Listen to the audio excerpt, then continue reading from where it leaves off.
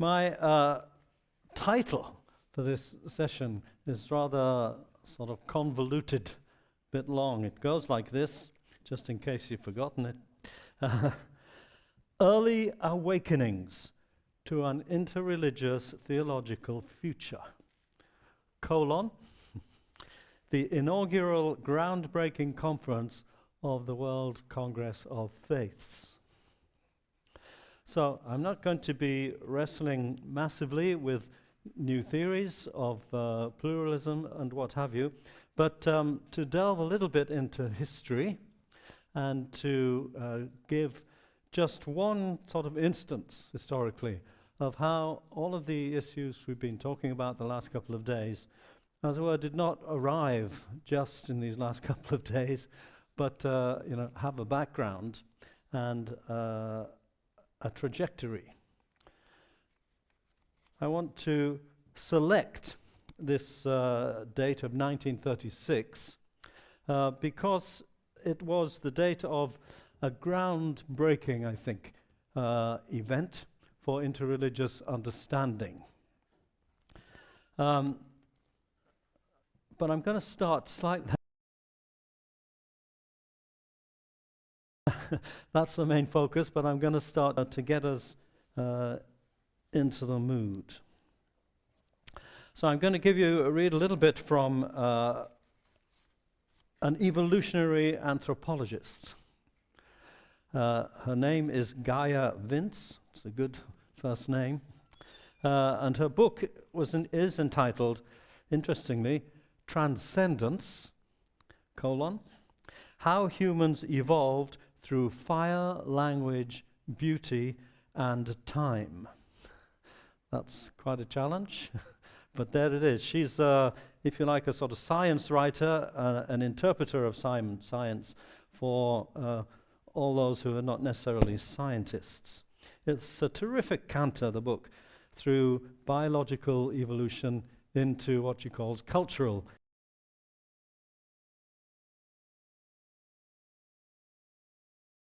began to extend themselves through, what shall we say, self-determining processes to land us to where we are now. And it leads her to be more hopeful than many commentators on our present cultural circumstances. You know, everyone says, oh, this is a terrible time we're living in, there's this, this, and this. Yeah, that's true, there are some terrible things. But actually, she believes in taking what you might call the long view. Let me just read a little bit of an extract. By several measures, things are now better than they've ever been. In 1500, people in London were no better off than those in Delhi. Now, there's no country in the world that has a child mortality rate as high as the mortality rate in Portugal in 1950. Think about that. We still fight each other, but the proportion of the population dying in wars has fallen. Truly, there are reasons for pessimism and despair, but much of this is a problem of perspective. We are compelled to live only in our time, and so the minutiae of social and political life are for us epic dramas. Yet, on the perspective of human cultural evolution, our little lives are mere ripples on an ocean swell of change. You get a bit carried away there, but you get the picture. Humans may regress to a dark age of, say, racial inequality before then riding a wave of improved human rights. I wonder if these peaks and troughs, she says, are in fact part of a great upswell. We may be heading somewhere grander and better. Well, that's not some religious idealism or a kind of philosophy of history, if you will, of a inevitable progress kind. It's simply what we might call a kind of bigger picture. There's not much mention of religion in her book, but its title is interesting, isn't it? Transcendence of a kind, we might say. So it's reasonable, in the light of that sort of statement, for the religiously convinced reader to pose the question, what is religion's contribution to that grander humanity which we have the evolutionary capacity to create? My initial answer is that the religions remain conflicted about their role. Certainly the religions have theories about our common humanity. You know, we're all made in the image of God, or we share the Buddha nature, or we reflect the eternal Atman, and so on. Yet, we continue to think of these universal aspirations in tribal ways.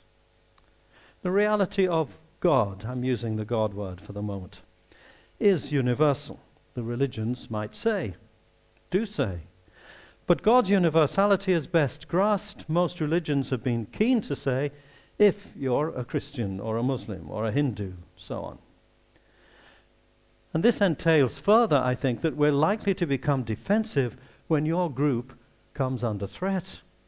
So, Jews worry about anti-Semitism. Muslims worry about Islamophobia. Christians about atheistic secularism. Indigenous traditions worry about the continued destruction of ancestral lands by the rest of us.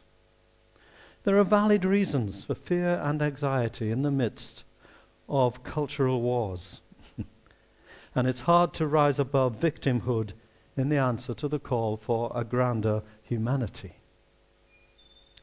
But for people of religious conviction, isn't that just what religious vision is meant to point us towards? A vision of grander humanity, this is why I've taken the start I've taken, was just what was imagined when the World Congress of Faiths, an interreligious movement, was started, inaugurated in 1936.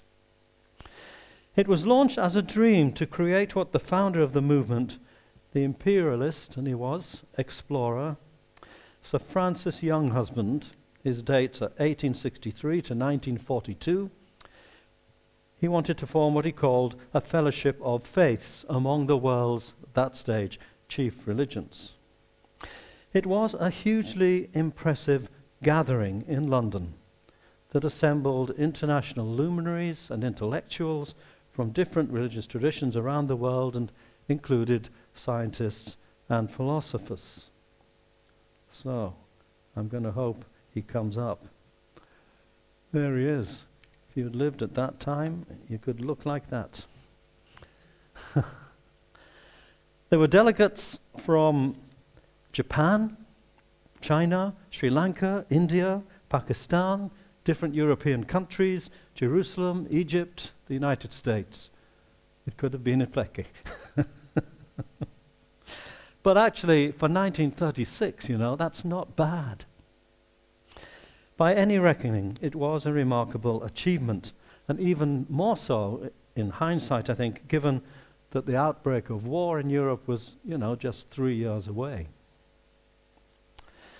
Undoubtedly, the driving force behind the Congress was this forceful personality, Sir Francis Younghusband.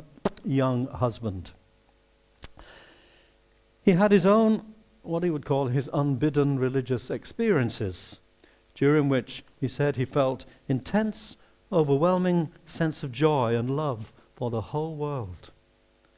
Combine that with what we might now call his early dialogical encounters with Muslims and Buddhists, Hindus and Jews and others as an explorer, persuaded him of the richness of the life of the Spirit beyond the confines of any single tradition. The Congress thought that our emerging one world consciousness needed values that exceeded pragmatic politics, economic consumerism, and, material philosophy, reductionism. And we know that this need of enduring values has been a guiding principle of most interreligious aspirations since then, and, well, actually before then as well. Young Husband defined the intentions of the Congress as follows: the conception of a unity of difference, of differentiation in unity, of the reciprocal need of the whole for the part, and of the part for the whole, until the incohesion of a crowd could be transformed into the fellowship of a choir. It's a wonderful image. Was indeed the basic conception upon which this Congress was founded. Now, in order to avoid misunderstanding, the Congress made clear that their conception of unity did not entail that all religions were considered, the same or equally true, those kind of statements, or that there was no differentiation between them in terms of their kind of moral and spiritual effectiveness. Yet there was also the accompanying vision that differences, and I quote now, differences would be included within some reality, capital R, which would transcend them, and within which fellows, I suppose that includes women too, there were, within which fellows could commune with one another. That's nice, communing with one another. You have to know the historical period. Now, how to configure that balance between phenomenological differences and the aspiration to transcendent unity, I think, has remained the perennial intellectual problem for theologians and philosophers of interreligious understanding, and in fact is, the core of what this little conference has been about. And just so you can see how this is not a preoccupation of a few interested theologians on the fringe of religious life, we're going to come into the present again now. Here's a surprising citation from the leader of the largest Christian denomination in the world, Pope Francis. We can and must build unity on the basis of the diversity of languages, cultures, and religions, and lift our voices against everything which would stand in the way of such unity. Together, we are called to say no to every attempt to impose uniformity, and yes to diversity, accepted and reconciled. It's an interesting phrase at the end there, accepted and reconciled. Francis, I think, could have been at that 1936 Congress. But of course, he might have to have made an excuse not to attend. He does, the Pope that is, often speak in pluralist-sounding tones. Through dialogue, he says, and I quote, "We learn to accept others and their different ways of living, speaking, and thinking. And it can also express love for truth. Truth, it seems, for the Pope, comes not simply from above, but from from divine revealed sources, but from below, from actual human encounter."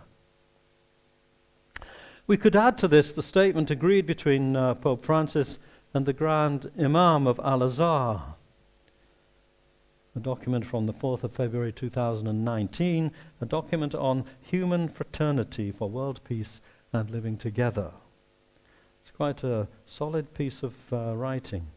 The declaration, however, about 2/3 of the way down, contains the following remarkable statement: "The pluralism and the diversity of religions, color, sex, race, and language are willed by God in His wisdom, through which He created human beings. The diversity of religions are willed by God in His wisdom." I'm not aware of any official document like this emanating from such a high level before now. It's not surprising that the conservative wings of both Islamic and Christian institutions got fairly upset. Back to 1936. Although the world was different then, reading through the Congress proceedings, I wonder how different the interreligious issues really are, this 85 or so years later. Put it another way, much interfaith relations talk, and especially theological commentary today, has strong echoes with what was being pursued then. So, I'm going to highlight what I interpret as 4 features from the Congress proceedings and ask you to compare them with the present. So, here's the first one. My impression is that in 1936, it felt as though delegates had simply stumbled into an awareness that the world was undergoing the unprecedented birth pangs of there being what we now call one world. A world of real differentiation, to be sure, but with a unity, and here's the bit in italics, yet to be forged. Here's how the principal of the Islamic College in Lahore put it. Abdullah Yusuf Ali. He's famous for what? Translating the Quran into English. And of it being a sort of key translation. This was the caliber of people there. The whole air, he said, is ringing with cries of world unity and world brotherhood, sisterhood. Let us examine how near we are to achieving it, and what is the best method by which it can be made real and permanent. So, peoples, nations, and now religions would need to find some yet-to-be-realized foundation on which to build, what young husband had called a livelier world consciousness. Nice phrase, that. This was to be something more, as I said, than economic or political or scientific or materialist philosophy. The coming interconnected world needed the underpinning of spiritual vision. And in a world of religious diversity, it would have to be some version of a fellowship of faiths, where mutual enrichment, how much that phrase continues, where mutual enrichment defined its outlook. Maybe we take those kind of phrases for granted now in a conference like this, certainly, but not so then. And we're still worried about what mutual enrichment might look like. So here's a second feature. The fellowship to which livelier world-conscious human beings were being called was in some sense a natural outcome of the processes of history. That's quite a claim as well.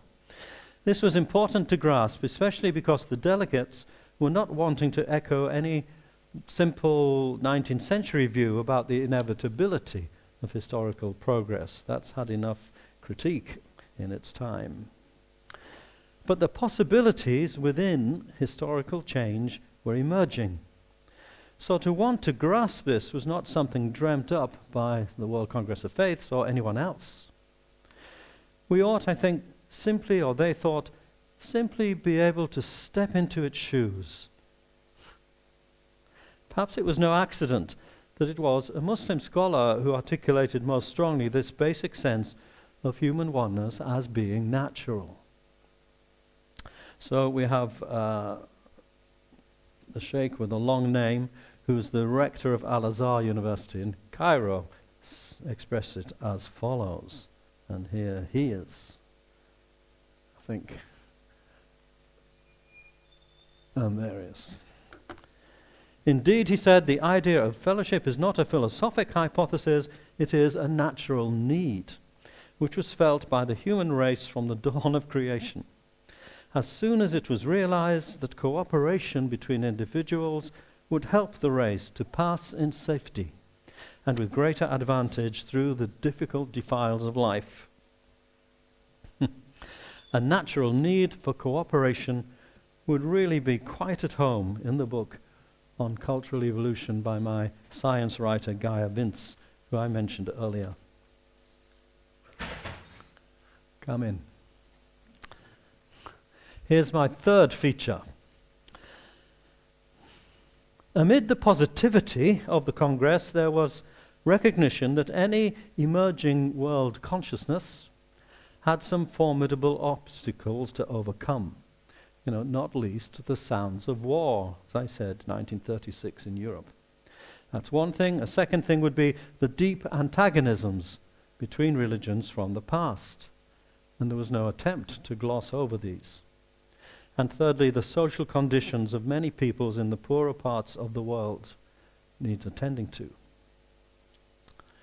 Many of the conference speeches accepted that the potential of religious commitment for the sake of human good had not yet been fully realized. In the spirit of world consciousness, the failures now, you might say, seem sharpened. But accordingly, the vocation of the religious outlook could experience a renewed energy. Consider this Buddhist contribution from a professor in University College Colombo in what was then called Ceylon, Sri Lanka.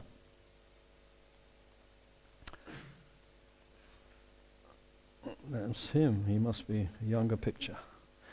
This, then, he said, is the task of religion, the organization of love, of spiritual, not institutional religion, consciously experienced and realistically expressed. And religion can do it, because its roots go down and deep and wide to the deepest and innermost recesses of human nature, into humanity itself. This movement for the organization of love, if it is to succeed, must have its roots in the spiritual oneness of humanity. Love needs to be organized. It doesn't just happen. That was the spiritual summons, I think, of the moment.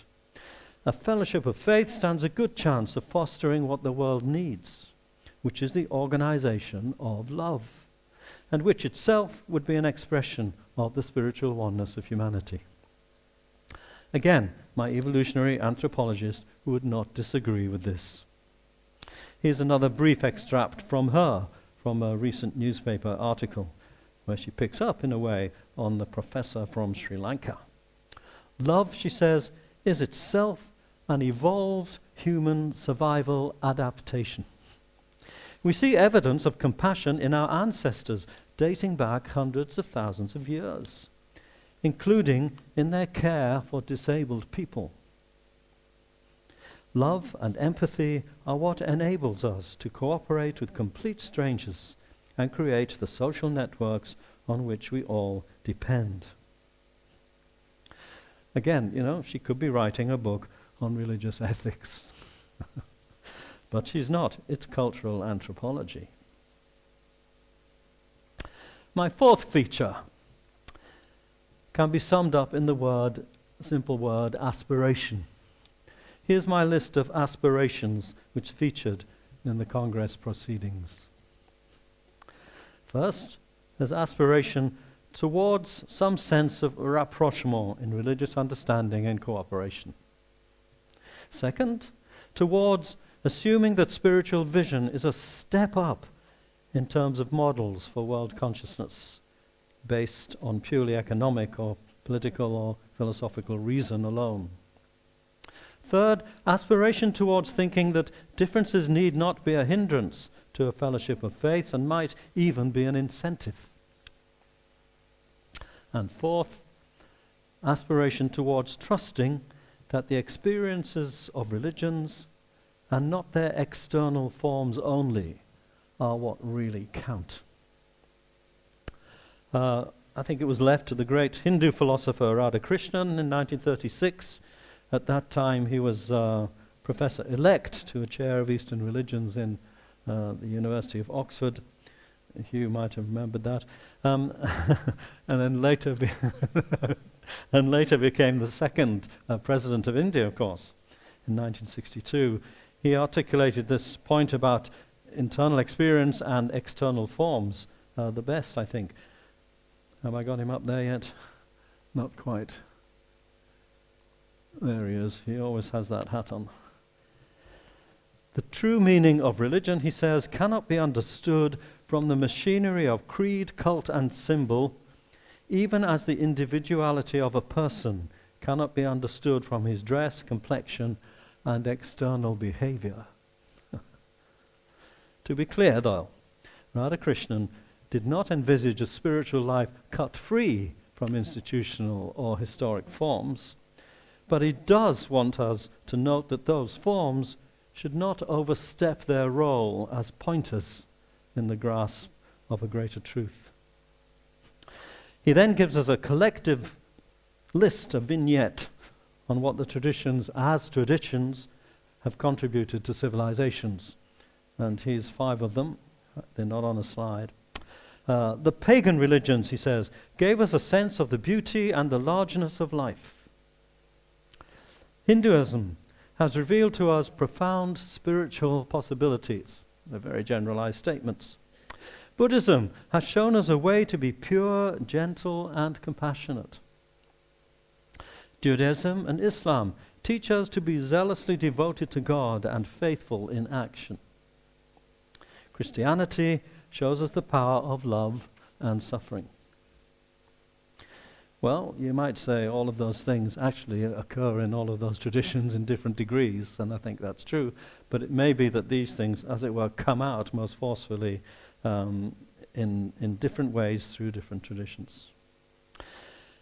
Finally, Radhakrishnan remarks that a fellowship of faith would amount to, here we go, a spiritual evolution, which traditions are called upon to embrace. Again, not a million miles from that notion of cultural evolution.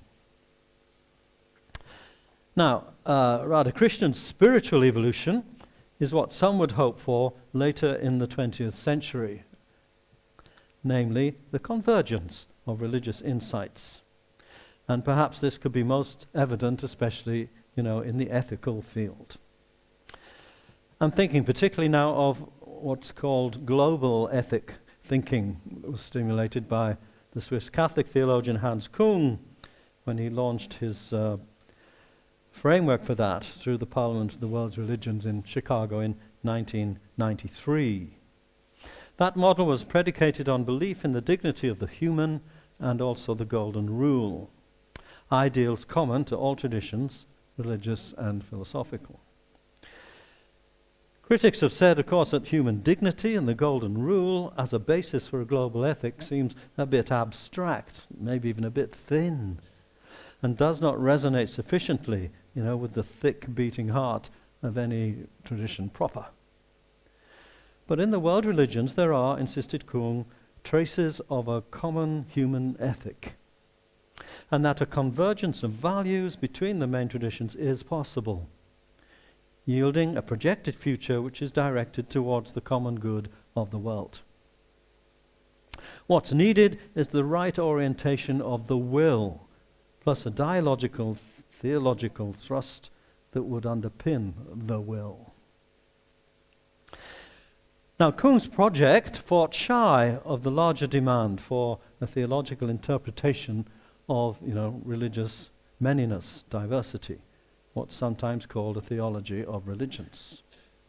Such a theology seeks both to interpret the fact of manyness in the light of the creative presence of ultimate reality to the world, and then asks what the implications of that manyness might be for my own tradition's self-understanding. There might be good reasons for avoiding theology of religions in the way that Küng wanted to at that time. As some say, there's simply enough to be getting on with in building communities of respect and collaboration. I happen to think that there's been something of a shying away from the theology of religions. This kind of conference is not common now. This conference, I mean. Here's a list of reasons maybe why sometimes that shying away happens. The ethical challenges on the world stage, we know what they are: climate crisis, world poverty, international conflict, and so on, have increased, it seems, and not decreased. And they should assume priority in interfaith work. Or second, religiously motivated violence shows no sign of going away. And so it deserves, our continued attention. Third, the religions are so very different phenomenologically that any theory which envisages some version of a mystical unity of religions is ultimately bound to fail. Another reason might be it's not obvious how one religion might echo another. For example, how does a Jewish hope for the Messianic age square with a cyclical Jain cosmology, whereby the universe has always existed and is regulated by cosmic laws. 5, the dilemma of religious absolutism versus cultural relativism is not easily solved, and the religions don't like to give up their absolutisms easily. So given all those reasons, there might be more, there might seem no other option but to fight shy of some all-encompassing theory about religious manliness. But difficult and pressing as these issues are, there remains what I call the googly question. Nothing to do with Google, but nevertheless a googly question, which was once asked of a senior ecclesiastical theologian and bishop in England. The speaker was a Hindu addressed to the bishop, who said, "Bishop, working together for good things is all very well, but what I really want to know is what you think of my religion." This was voiced at a day conference between Christians and Hindus trying to think about ways of working together in practical ways. The questioner wanted to know how his religion stacked up philosophically, theologically, against Christian convictions. And given that individual religions have views about the world as a whole, and so-called other religions exist as part of that world, it would seem that simply saying we can all exist in parallel universes and agree a form of mutual respect for practical purposes represents actually a bit of an abdication of theological responsibility in the face of that questioner's existential dilemma. Still, of course, we should accept the difficulty of how one tradition might theologize about another. In this respect, and recalling the contrast I just put before you between a Jewish and a Jain view of the world, I just alluded to, I've been fond of citing the story of the American liberal Jewish Rabbi Mark Shapiro, whose encounter with a Jain monk goes like this. A Jain monk was explaining that in his tradition the soul is fundamentally independent and on its own. There's no union with God or connection with other beings. Those of us in attendance at this event where he was did our best to rework what the monk was saying so that it more closely matched our own teachings about unity and unification. But try as we might, the integrity of our dialogue refused to permit us to pretend to some agreement that was not in fact there. At this point, he continues, it dawned on me, and I began to laugh. I laughed as the idol of a false unity was toppled and the wonder of diversity was affirmed. I laughed with joy at our different paths and the fundamental pathlessness of truth, capital T. So I think the giveaway phrase there is pathlessness of truth. We cannot translate one tradition into the terms provided by another. Each stands on its own merits. Does this mean that the language we use to explain ourselves is hopeless when we approach issues of pluralism? I don't think so. What it does mean, however, is that we're obliged to take full account of the indirect nature of our language and the inability of language to describe fully the reality we're seeking to depict. Radhakrishnan, again, he's getting a good press here, said something similar in 1936. All our conceptions are images or idols of God, though not made of stone or wood. The gods that we fashion are the measure of the divine that is in us, whose face we dream of and see as through a glass darkly. An intellectual architecture of a kind like this will be necessary in any theory of religious pluralism. We've heard that comment already at this conference. Unless, that is, you insist on a straightforward realist use of language where what you say corresponds exactly with the reality you're describing. I personally consider that kind of literalism unconvincing. And actually, it's pretty untraditional. Accounting for the transcendent quality of God, ultimate reality, combined with a perspective on the indirectness of our language, combined with the impact of the lived fruits of other traditions, all leads me to think that some form of pluralism in theological reflection is bound to ensue. So I'm coming clean.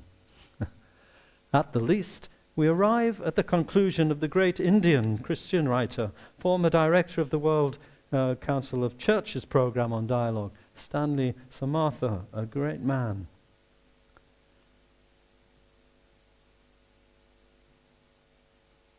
Have I got the right one? Or have I got the wrong one? Got the wrong one. Ah, that's right. We missed him out, didn't we? Stanley Samartha. It goes like this. If the great religious traditions of humanity are indeed different responses to the mystery of God, or Sat, or the transcendent, or ultimate reality, then the distinctiveness of each response should be stated in such a way that a mutually critical and enriching relationship, that phrase again, between different responses becomes naturally possible. If the great traditions are indeed different responses to the ultimate, then the distinctiveness of each response should be stated in such a way that the mutually critical and enriching relationship between the different responses becomes naturally possible.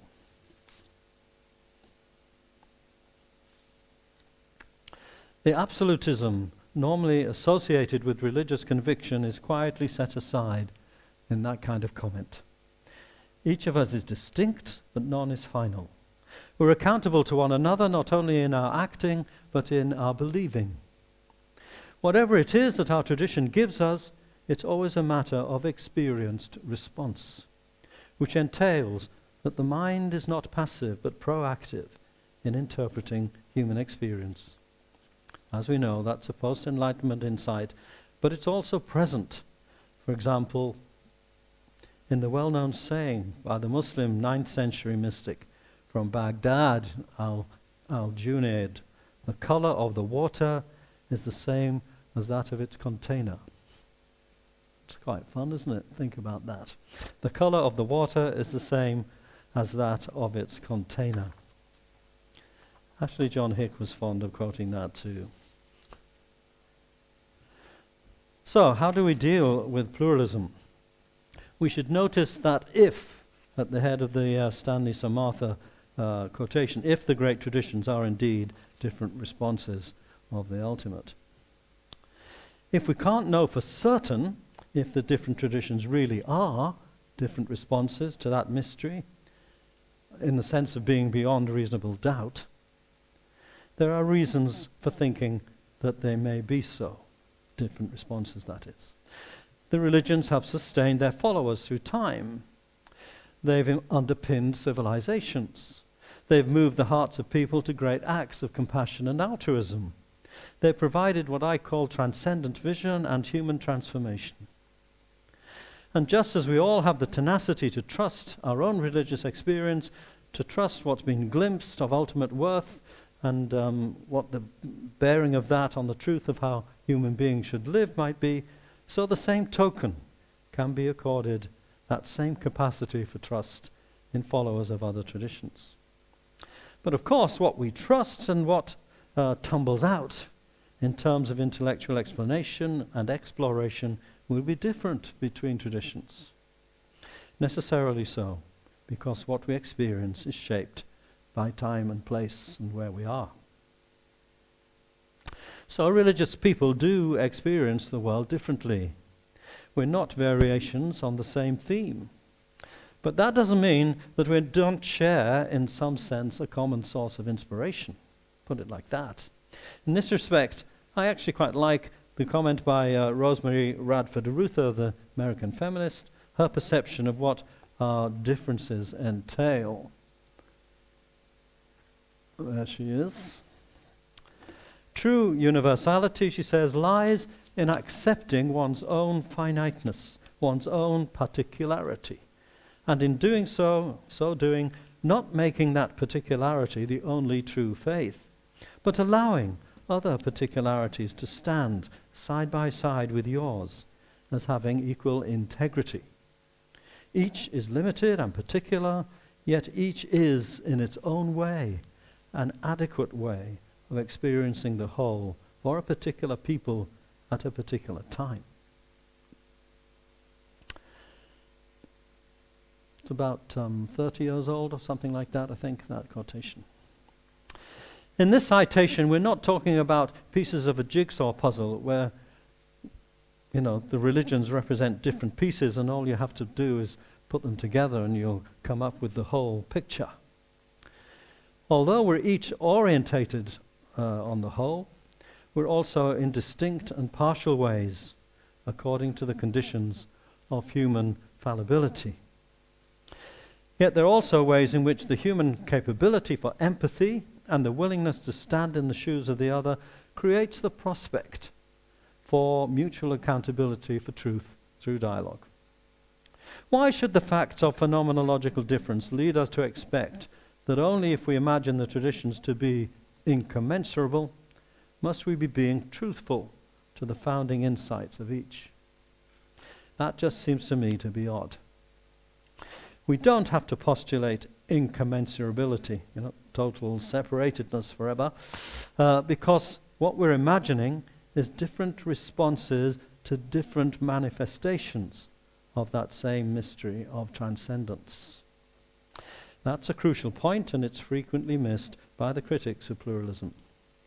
It's the transcendence of ultimate reality which relativizes traditions, and not simply the recognition that our religious forms are necessarily culturally contextual. This point was made again by Stanley Samartha. Pluralism, he said, does not relativize truth, capital T, it relativizes different responses to truth, which are conditioned by history and culture. So, one final point, and then we're done, needs to be made, and that is that none of this means we're abandoning the continuing need to distinguish between good and bad and adequate and inadequate, true and false religion. But it just means we have to do now that work together. And we do it with as many critical voices as we can muster, including voices from the natural sciences, the social sciences, cultural criticism, and so on. So let's Radha Krishna in 1936 have the last word again. Religion gives us more the mystery than the meaning of life, and the meaning can never exhaust the mystery. Think about that. Thanks.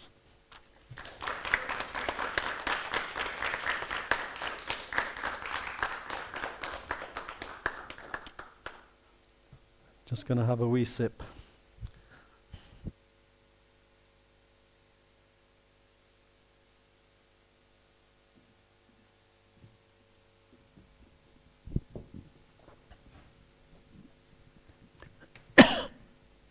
So I'm going to open up for some questions here if there are any in the room, and then when we have answered all the questions, at least within the limits of appropriateness, then Alan is going to talk about a book that he has just published, and then the session will be over. Okay, so feel free to ask questions, and Alan, if you could be so kind to repeat the question in the microphone so that for the people on the live stream will hear it. Yeah. So I think this is my first and last opportunity to ever ask a question on philosophical front. It needs to be said I have no background in religion or philosophy, and definitely not in philosophy of religion. So my question is fairly simple. What is like the incentive for Christian as a religion to like participate or engage in debate about interreligious pluralism, given like it's the biggest religion in the world, and together with Islam, unproportionately bigger than all What's the incentive to engage in the dialogue? Yeah, given that there are like unproportional bigger religion. According to the 1936 World Congress of Faiths, the incentive would be, A, that we've stumbled into a kind of one-worldness, which was never the case before, at least in the way that that's experienced now, and that requires some serious reflection, because that one world is diverse and very diverse. So that's, I think, the first thing. I think the second thing would be the sense in which someone said, well, you actually ain't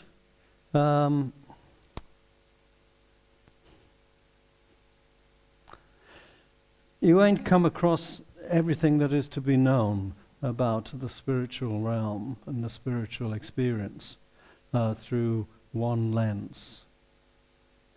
Some might even say, if you take a kind of traditional affirmation about the person of Christ, who is said to, in this traditional affirmation, to come for a second time, that actually means there's an awful lot more yet to discover that we don't know about, that needs completion. He might also say, well, actually, if we do believe that God is A, creator, B, loving the whole world, then what is it that other people are responding in these ways to that kind of spiritual insight? Is that what they're doing? They might not use that kind of language, but is that what's going on for them as well? If that's the case, we'd better find out.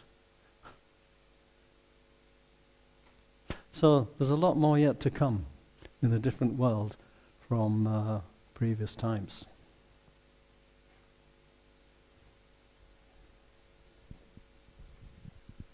So I have a question from Timothy Musgrove online. Oh, yeah. So he says, having pointed out that in 1936 there was not yet any assertion of religious pluralism, now given the rise of pluralistic philosophy of religion in the last 40 years, has it made a positive impact on interfaith relations or not? Oh, I think in one sense it has. Whether you mean has the kind of the philosophy of it and the theology of it, the thinking about it, has that made an impact?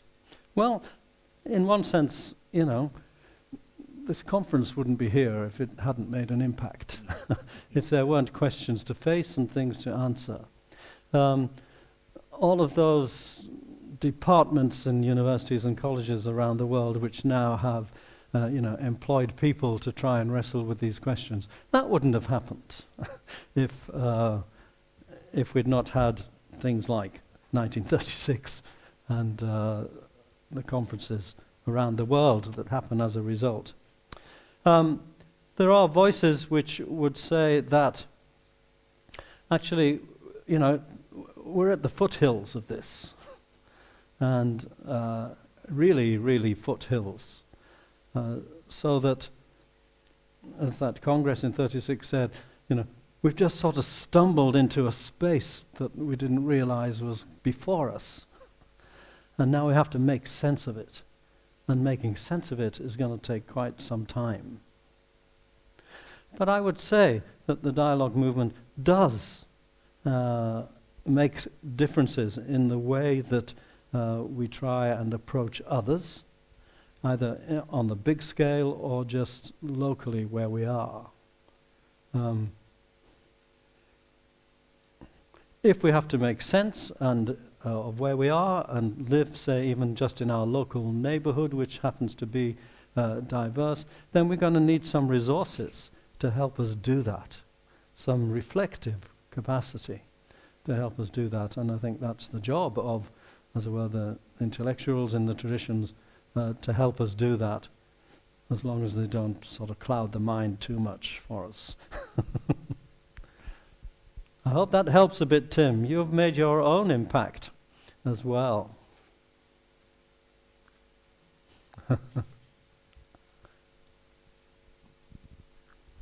Sorry, hi.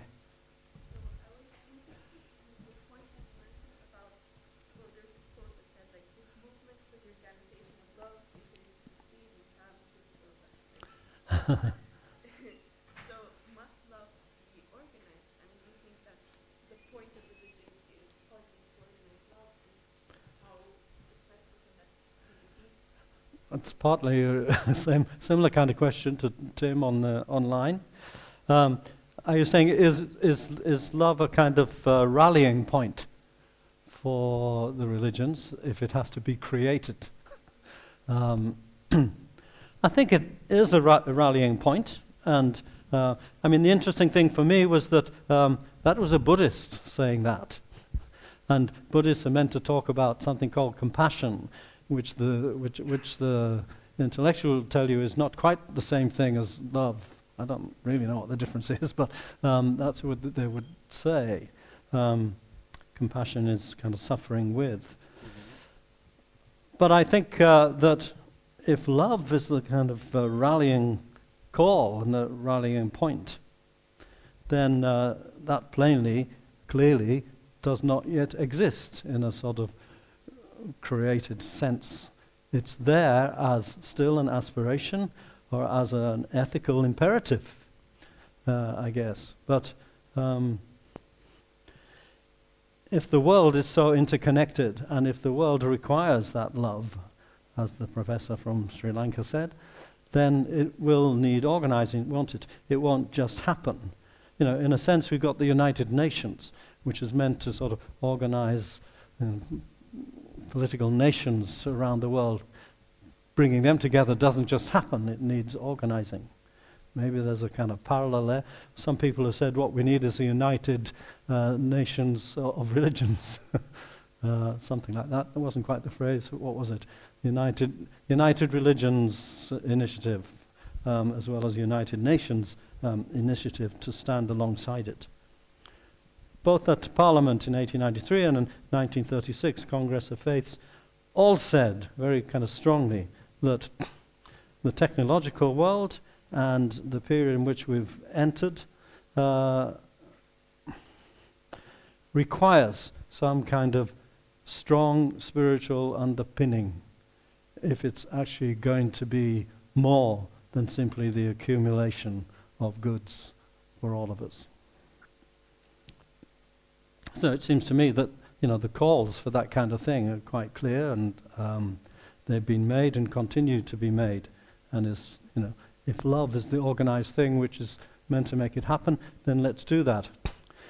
I suppose the problem is we think, you know, love is a sort of mushy thing, or, you know, it's just between two people or a family. But actually, as we know, love is pretty hard to practice. Once you move beyond those close and intimate sets of relationships, it's hard enough in the intimate sets of relationships, but to, as it were, pursue it on the larger scale is going to require some will and some intellectual rigor, some spirituality.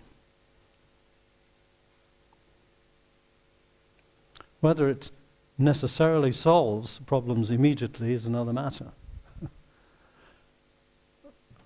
My cultural anthropologist was pretty good, I thought, when she said that, you know, actually love's what it's been about all the way along. It surprised me when I read that even those tens of thousands of years ago, you know, they looked after the disabled.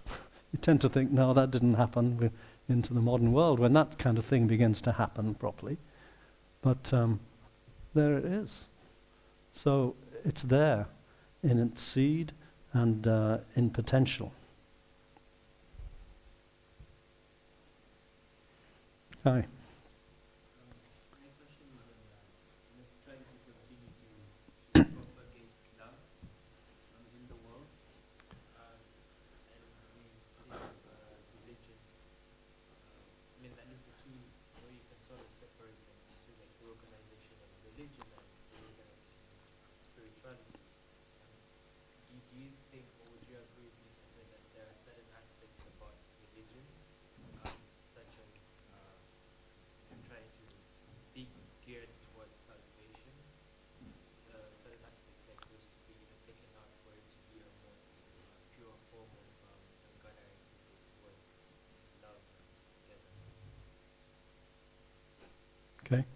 You're saying that the main thing, is this what you're asking?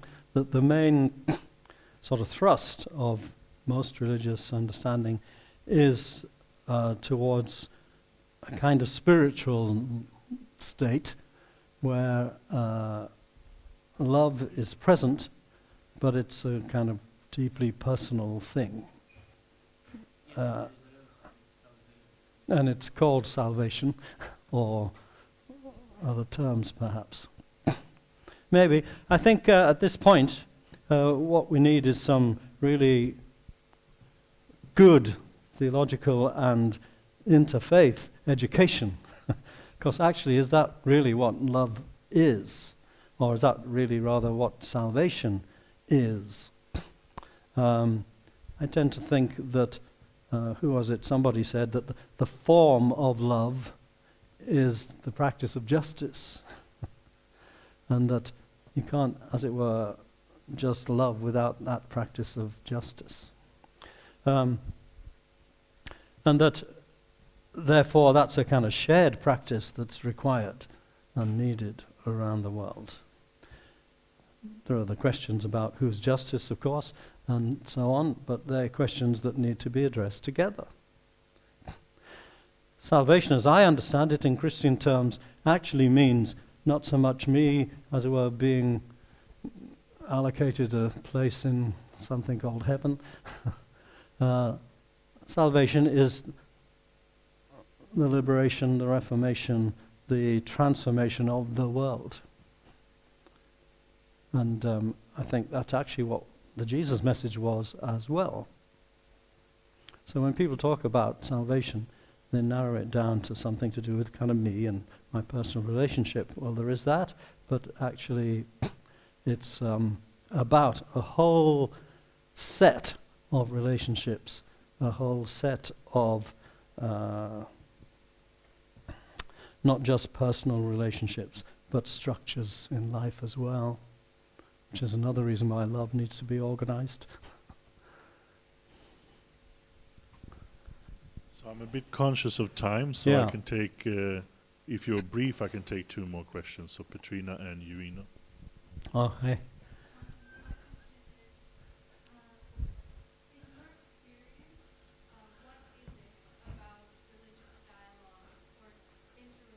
Uh,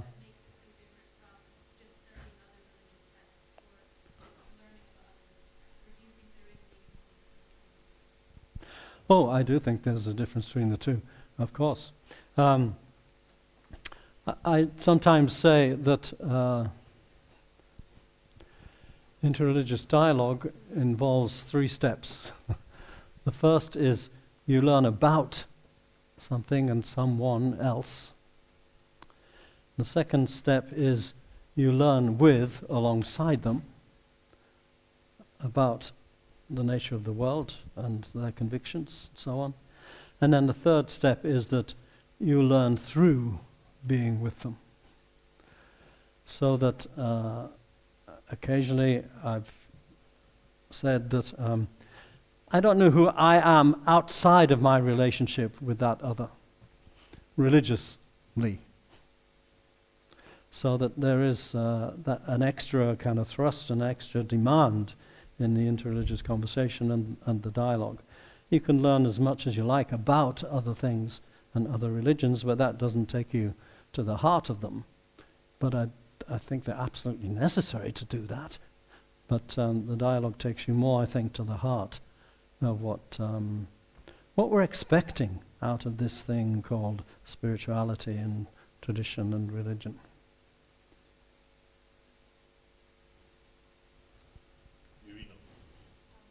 Oh.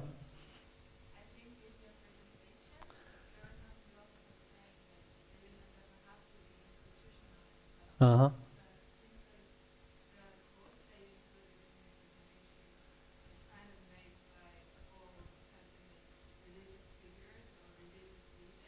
Yeah.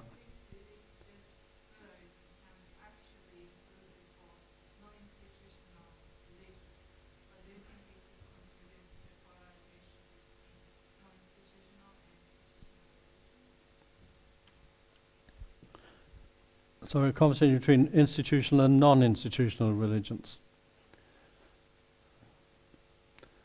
A non-institutional religion would be you on your own, wouldn't it? Or you with your own little group.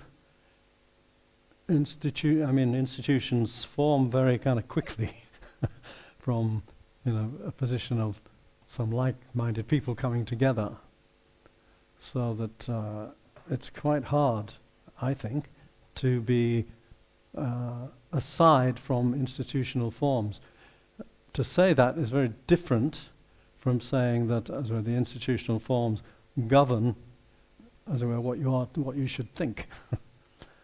I think we've gone beyond that. Critical thinking takes us beyond that.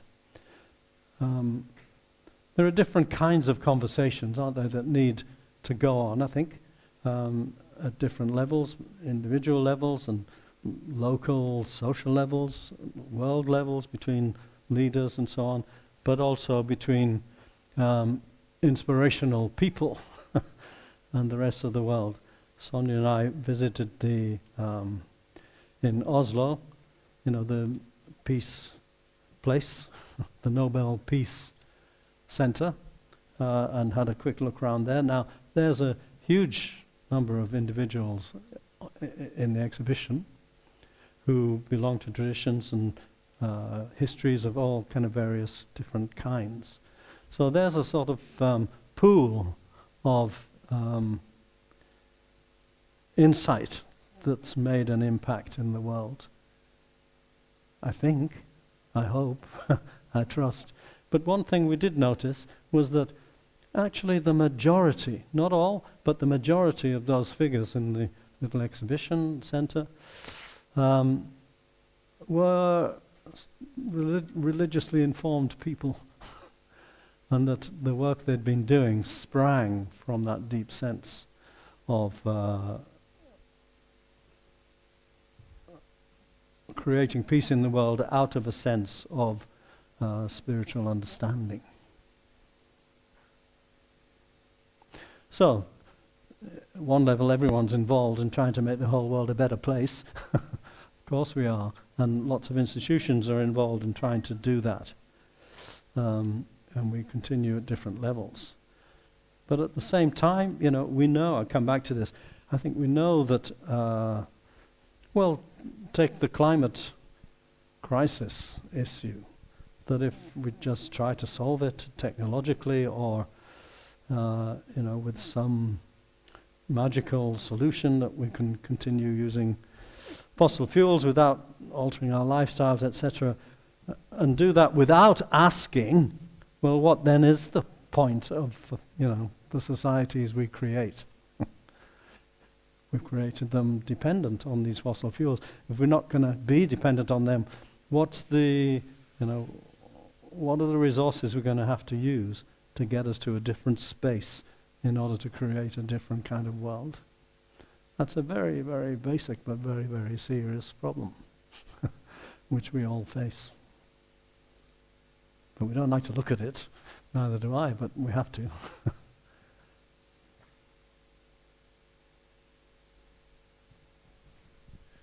Will that do? Thank you very much, Alan. Thank you very much for your answers. And now if you would like to talk a little bit about your book. What time do we have? We do not have so much time. No. But you could just mention it and what it is about. I could do. All right, so this is the pitch. So here's a book which I published. It came out in June, actually, last year. Its title is My Journey as a Religious Pluralist, subtitle, A Christian Theology of Religions Reclaimed. And I think the word reclaimed is very key in this title. In what I said, there's a sense in which for a number of people, I think, and a number of places, that theology of religions question has sort of taken a back seat or has become less significant for all the reasons that I mentioned. But I want to say it's actually there in the room every time there's any kind of interreligious gathering. What I really want to know is what you think of my religion. And that seems to me if you can't answer that, or you can't give some kind of handle on it, then all the working together is worthwhile, but is incomplete, very much so. So this book was written with that's where we've arrived at in mind, and it's divided into 4 sections. One is sections of setting out some basic parameters, some basic understandings of how I see Christian faith. It's a Christian book. And what that is, I use a phrase, Christian faith is a religion continually in search of itself. That turns around what we normally think, I think. And, in other words, we've been lots of different things in different centuries, and we've entered another different place. So there are developments and adjustments to be made to the faith as a result of that. The second section then, outlines much more what we call theology of religions, has interesting chapters like, let me just have a look, like truth is many-eyed. That's pinched from somewhere. Or can there be a Christian pluralism? Christ and the scandal of particularities. So those are trying to address central issues in the way Christians might try and pursue the questions of pluralism. A third section is much more about the ethics in dialogue, so talks of religious absolutism and violence, public square, global ethics, ecological awareness, and so on, and dialogue itself. And I think I'm trying to make a case that at the heart of things, bringing people together to work for the common good, at the heart of it is this theological question. What I really want to know is what you think of my religion. And that can't be left aside forever. So even when Hans Kung says, there's no peace in the world without peace between religions, is correct. But the person we've been discussing this last couple of days, John Hick, wanted to add another sentence to that and said, there'll be no peace between religions until we acknowledge as well the basic truthfulness of the religions. And if you leave that out, there's always that bit of suspicion that maybe we don't actually make it. As some French theologian years ago said, you'll end up with a dialogue between an elephant and a mouse. And you know which one will be which. Then the part 4, just 2 little pieces in part 4. One is an essay that's trying to spell out some of what I've just said, and then I put in a sermon I once to preach in Cambridge, because people say, how can you preach these kind of things properly and truthfully and convincingly? Well, read the last chapter and you'll find out. So that's basically what's in the book. I won't go through what I've written to tell you more, but anyway, if you want the truth of how to think, here it is. It's going at the grand price of only 100 krona. Not £100, Hugh. That's actually, less than £10. There, if you speak to me nicely, I might drop it down to 90. That's because, authors get a good deal sometimes from their publishers. I've also, so if you want to have a look, you can. I've also put 2 other books out here. One was a book of essays of different religious traditions responding to, well, we heard from Perry, some of us, last night, to his work, which he calls a fractal interpretation of religious diversity. That was put together by my friend Paul Nitter and I. That's just a couple of years old.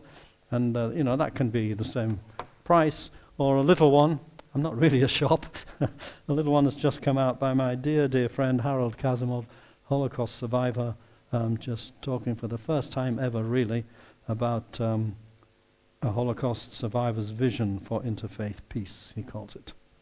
And it's a very lovely, beautiful book. It affected him so much. He lived underground for 19 months in total darkness at age 4. So he doesn't actually really know how old he is, he said. He went on to be a professor of religion in a liberal arts school in the center of the United States. It's a remarkable story. Anyway, we put a book together. Well, no, we didn't. He did it, but I wrote the foreword for him. There. Okay?